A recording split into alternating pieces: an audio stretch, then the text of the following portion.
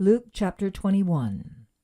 As Jesus looked up, he saw the rich putting their gifts into the temple treasury. He also saw a poor widow put in 2 very small copper coins. "Truly I tell you," he said, "this poor widow has put in more than all the others. All these people gave their gifts out of their wealth, but she, out of her poverty, put in all she had to live on." Some of his disciples were remarking about how the temple was adorned with beautiful stones and with gifts dedicated to God. But Jesus said, "As for what you see here, the time will come when not one stone will be left on another. Every one of them will be thrown down." "Teacher," they asked, "when will these things happen, and what will be the sign that they are about to take place?" He replied, "Watch out that you are not deceived. For many will come in my name, claiming I am he, and the time is near. Do not follow them. When you hear of wars and uprisings, do not be frightened. These things must happen first, but the end will not come right away." Then he said to them, "Nation will rise against nation, and kingdom against kingdom. There will be great earthquakes, famines, and pestilences in various places, and fearful events, and great signs from heaven.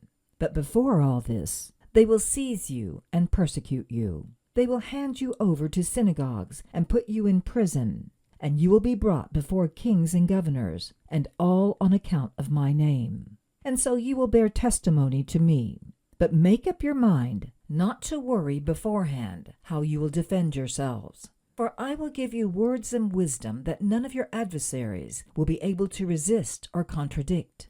You will be betrayed, even by parents, brothers and sisters, relatives and friends, and they will put some of you to death. Everyone will hate you because of me, but not a hair of your head will perish. Stand firm, and you will win life. When you see Jerusalem being surrounded by armies, you will know that its desolation is near. Then let those who are in Judea flee to the mountains. Let those in the city get out, and let those in the country not enter the city. For this is the time of punishment, in fulfillment of all that has been written. How dreadful it will be in those days for pregnant women and nursing mothers. There will be great distress in the land, and wrath against this people. They will fall by the sword and will be taken as prisoners to all the nations. Jerusalem will be trampled on by the Gentiles until the times of the Gentiles are fulfilled. There will be signs in the sun, moon, and stars. On the earth, nations will be in anguish and perplexity at the roaring and tossing of the sea. People will faint from terror, apprehensive of what is coming on the world, for the heavenly bodies will be shaken.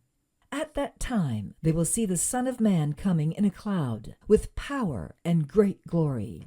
When these things begin to take place, stand up and lift up your heads, because your redemption is drawing near." He told them this parable. "Look at the fig tree and all the trees. When they sprout leaves, you can see for yourselves and know that summer is near. Even so, when you see these things happening, you know that the kingdom of God is near.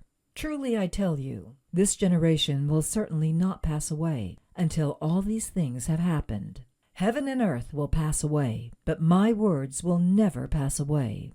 Be careful, or your hearts will be weighed down with carousing, drunkenness, and the anxieties of life, and that day will close on you suddenly like a trap.